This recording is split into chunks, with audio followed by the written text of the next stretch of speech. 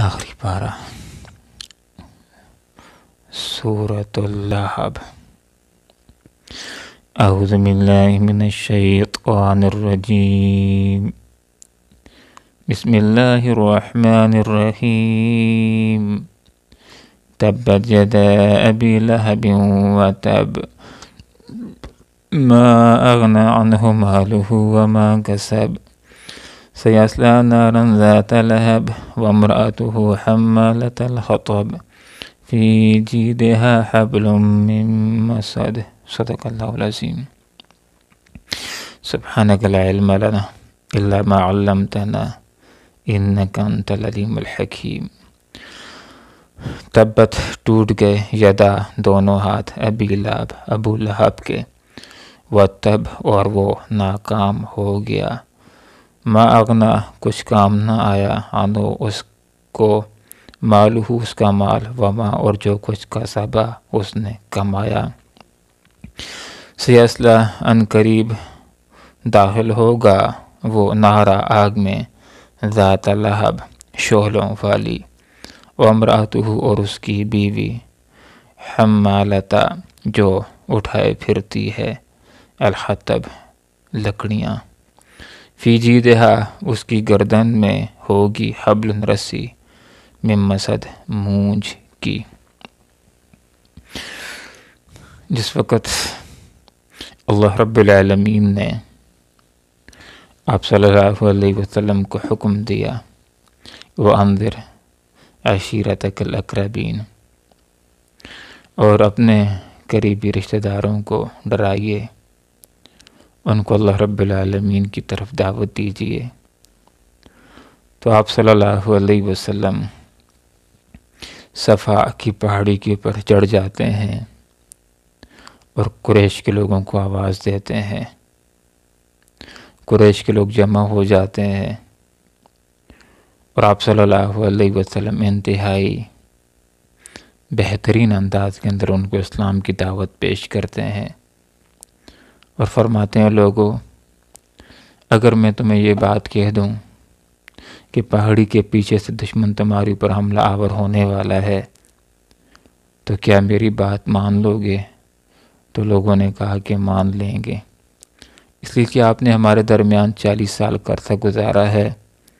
اور اس دوران کبھی آپ نے جھوٹ نہیں بولا۔ تو آپ صلی اللہ علیہ وسلم نے ان کو اللہ رب العالمین کے دین کی طرف دعوت دی، فرمایا میں تمہیں ڈراتا ہوں آخرت سے، اللہ رب العالمین کے دین کو اپنا لو، لوگوں کلمہ پڑھ لو، کامیاب ہو جاؤ گے۔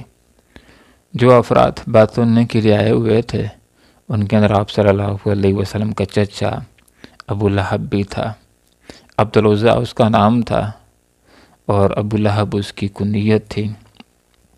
اسی نام کے ساتھ مشہور ہوا اور یہی نام اس کا یہاں قرآن کے اندر بھی مذکور ہے۔ اس نے پتھر اٹھائے، آپ صلی اللہ علیہ وسلم کی طرف پھینکے اور کہا کہ تبا لک یا محمد الہذا جمعتنا، کہ نعوذ باللہ آپ صلی اللہ علیہ وسلم آپ کے دونوں ہاتھ ٹوٹ جائیں، اور کیا آپ نے اسی کے لیے ہمیں یہاں پر جمع کیا؟ تو اللہ رب العالمین نے یہ سورہ بینہ نازل فرمائی اور اللہ رب العالمین نے ارشاد فرمایا، تبت یدا ابی لہب وتب، دونوں ہاتھ ٹوٹ گئے ابو لہب کے اور وہ ناکام ہوا، وہ نامراد ہو گیا۔ جس وقت یہ آیات بینات نازل ہو رہی تھیں، ابو لہب صحیح تھا، تندرست تھا، چلتا پھرتا تھا، لیکن یہ قرآن کی پیشن گوئی تھی۔ لوگوں نے 7-8 سال کے بعد منظر دیکھا کہ ابو لہب واقعی ناکام ہوا، ذلیل ہوا اور رسوا ہوا، ما اغنی کچھ کام نہ آیا، اس کے مال اس کا مال، وما کسب اور جو اس نے کمایا۔ آپ صلی اللہ علیہ وسلم کا بہت سخت مخالف تھا، دین کا بہت مخالف تھا۔ آپ صلی اللہ علیہ وسلم جہاں پر جاتے تھے دین کی دعوت دینے کے لیے پیچھے پیچھے پہنچ جاتا اور لوگوں سے کہتا کہ لوگوں یہ شخص میرا بھتیجا یہ جھوٹ بولنے والا ہے۔ آپ صلی اللہ علیہ وسلم کی مخالفت کیا کرتا تھا، دعوت دین کے راستے کے اندر روڑے اٹکایا کرتا تھا، اور اسلام کا بڑا سخت ترین دشمن تھا وہ بھی اور اس کی زوجہ بھی۔ ما اغنی عنہ مالہ وما کسب، نہ اس کے مال اور نہ ہی اس کی کمائی اس کے کچھ کام آئی۔ بدر کے اندر مسلمانوں اور کافروں کے درمیان پہلی لڑائی ہوئی۔ دل ہی دل کے اندر بڑا خوش ہو رہا تھا کہ اس میدان کے اندر کفار جیت جائیں گے، مسلمان ہار جائیں گے، اسلام کا خاتمہ ہو جائے گا۔ لیکن جب اس وقت اس کے کانوں تک یہ بات پہنچ جاتی ہے کہ مسلمان جی مارکا سر کر چکے ہیں، تو اس کو دل کا رنج ہو جاتا ہے، حتیٰ کہ 7ویں دن مرض کے اندر مبتلا ہو جاتا ہے، عدسہ کی بیماری کے اندر مبتلا ہو جاتا ہے، طاعون قسم کی گلٹی اس کو نکل آتی ہے، اسی وجہ سے وہ ہلاک ہو جاتا ہے۔ اور اس کی بیماری کے دوران اس کی اولاد اس کی تیمارداری کرنے کے لیے بھی نہیں آتی تھی، ڈرتے تھے کہ کہیں باپ والی بیماری ہمیں بھی لگ نہ جائے۔ اور جس وقت مر جاتا ہے پھر بھی اس کی اولاد اس کے کفن دفن کے لیے انہوں نے کچھ بھی اہتمام نہ کیا، اور 3 دن تک لاش ابو لہب کسی طرح گلتی رہی، سڑتی رہی، بو آتی رہی۔ پھر لوگوں نے اس کے بیٹوں کو طعنے دیے کہ باپ کی لاش کو تو ذرا سنبھال لو، تو انہوں نے اپنی نوجوانوں کو پیسے دیے، انہوں نے گڑھا کھودا اور ڈنڈوں کے ذریعے سے ابو لہب کی لاش کو گڑھے کے اندر ڈال کر کے اوپر سے پتھر ڈال دیے۔ تو یہ انجام ہوا اس شخص کا کہ جو مال کی وجہ سے فخر کیا کرتا تھا، جب بیماری لگی تو مال اس کے کچھ کام نہ آیا، اس کی صحت کے کچھ بھی کام نہ آیا، اور وہ اولاد کی جس کے اوپر فخر کیا کرتا تھا۔ جب آپ صلی اللہ علیہ وسلم کی نرینہ اولاد دنیا سے رخصت ہو گئی تو جن لوگوں نے خوشی منائی اس کے اندر ایک ابو لہب بھی تھا، اس نے بھی لوگوں کو جا کر کے خوشخبری دی تھی کہ رات کو محمد صلی اللہ علیہ وسلم کی نرینہ اولاد فوت ہو گئی ہے، وہ دم کٹا ہو گیا ہے۔ تو اللہ رب العالمین نے ارشاد فرمایا ان شأنک هو الابتر، اے آپ صلی اللہ علیہ وسلم تیرا جو دشمن ہے وہی دم کٹا ہوگا۔ دنیا والوں نے دیکھا کہ بہت سارے اس کے بیٹے تھے، لیکن اس کی بیماری کے اندر اس کے کچھ بھی کام نہ ہے، اس کی تیمارداری نہیں کرتے تھے، اس کا خیال نہیں کرتے تھے، ان کا ڈر تھا کہ کہیں باپ والی بیماری ہمیں بھی لگ نہ جائے۔ تو اللہ رب العالمین نے فرمایا ما اغنی عنہ مالہ وما کسب، اس کا نہ ہی مال، حال یہ ہے کہ بہت بڑا مالدار آدمی تھا، مال بھی اس کے کچھ کام نہ آیا، اللہ کی سزا سے اس کو بچا نہ سکا، وما کسب، اور جو کچھ اس نے کمایا، اس کی اولاد بھی،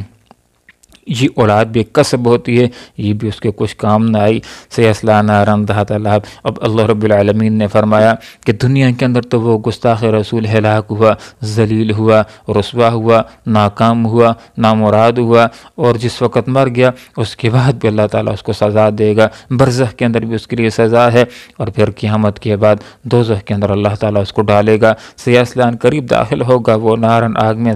ذات لہب، شعلوں والی، جس طرح اس کا چہرہ خوبصورت ہے، شعلوں والا ہے، اسی مناسبت سے اللہ تعالیٰ اس کو دوزخ کے اندر سزا بھی دے گا۔ جہاں تک تعلق ہے وامرأۃ، اس کی زوجہ کا،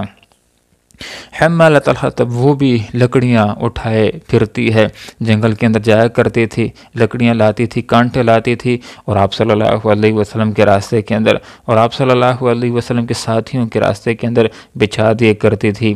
لکڑیاں لانے سے ایک مراد مفسرین حضرات نے یہ بھی لکھا ہے کہ لگائی بجھائی کا کام کرتی تھی، چغلی خوریاں کیا کرتی تھی، ایک گھر میں جاتی تھی، دوسرے میں جاتی تھی، تیسرے میں جاتی تھی، اور آپ صلی اللہ علیہ وسلم کی غیبتیں کیا کرتی تھی، چغلیاں کھایا کرتی تھی، اپنے شوہر کے ساتھ آپ صلی اللہ علیہ وسلم کی مخالفت کے اندر تعاون کیا کرتی تھی۔ فی جید حبل من مسد، اس کی گردن کے اندر رسی ہوں گی مونج کی، جنگل میں جاتی تھی،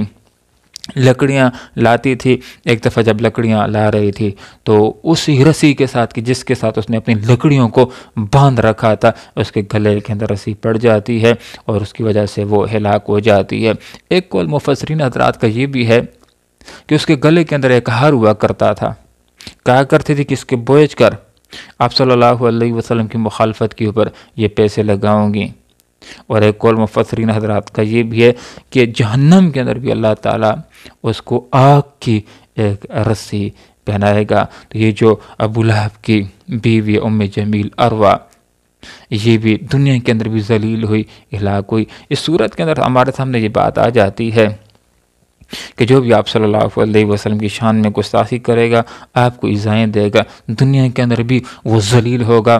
رسوا ہوگا، اور آخرت کے اندر بھی اس کے لیے سزا ہوگی۔ اللہ رب العالمین سے دعا کرتے ہیں کہ اللہ تعالیٰ آپ صلی اللہ علیہ وسلم کی پر ہم جو ایمان لائے، ایمان کے تقاضوں کو اللہ تعالیٰ پورا کرنے کی توفیق عطا فرمائے، آپ صلی اللہ علیہ وسلم کی ایک ایک سنت کو اپنانے کی، اس کو سیکھنے کی اور اس کو اپنانے کی اور اس کے پر عمل کرنے کی اللہ توفیق عطا فرمائے۔ وآخر دعوانا ان الحمد للہ رب العالمین۔